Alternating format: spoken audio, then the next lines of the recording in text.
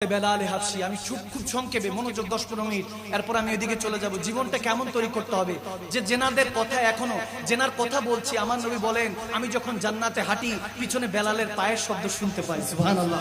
অথচ বেলাল হাবশী ওখানে হয়তো বসা, হয়তো কোনো কাজে পাঠিয়েছেন সাহাবারা, অথচ নবীজি মদিনায়, মক্কা মদিনা অলিগলিতে হাদিস পড়াচ্ছেন। কোথায় জান্নাত, কোথায় নবী, কোথায় বেলাল হাবশী পায়ের শব্দ শুনতে পায়। বুঝা গেল ইশকের দুনিয়া আলাদা, দুনিয়ার জিন্দেগি আলাদা, আর আল্লাহর বান্দেগি আলাদা। ঠিক না? এগুলো বোঝার চেষ্টা করতে হবে। আমার নবী সিদ্দিক আকবরকে নিয়ে পথে দিয়ে যখন যাচ্ছেন, ইবনে মাজার মধ্যে হাদিসগুলো এসেছে এবং বুখারীর মধ্যে এসেছে, বিশেষ করে মিশকাতুল মাসাবির মধ্যে হাদিসগুলো এসেছে। আমি খুব সংক্ষেপে বলবো, মোহাব্বত নিয়ে শুনবেন। হযরত বেলাল হাবশীর যখন কথাগুলি আসে, হযরত বেলাল হাবশী প্রথম মুয়াজ্জিন। দেখেন, ওই সময় কোনো রাজা বাদশার যদি নাম নিতে বলি আপনারা বলতে পারবেন না, কিন্তু ছোট্ট একটা বাচ্চাকেও যদি জিজ্ঞেস করি আমার নবীর জামানার একজন মুয়াজ্জিনের কথা বলো, সেও বলবে হযরত বেলাল হাবশী ছিল।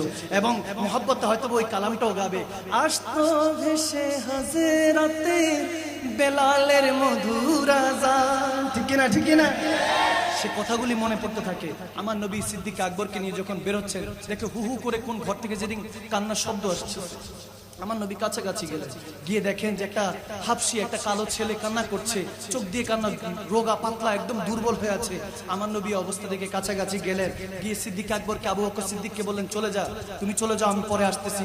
কাছাকাছি গেল বেলাল হাবশী, যিনি নিজের কথা নিজে বলছেন, যখন আমি পেয়ার নবীকে দেখেছি চিনি নাই। নবী বলতেছেন, কান্না কেন করছো, কেন কান্না করছো? বেলাল হাবশী বলতেছে, গরিবের দুঃখ আর কে শুনে? আমি যার আন্ডারে থাকি, উমাইয়া, সে আমাকে অনেক কষ্ট দেয়, 4 দিন না খেয়ে রাখে, না খাওয়ায় রাখে, তারপর আমাকে কষ্ট করে এই চাকরি পিছতে হচ্ছে, কষ্ট করছি।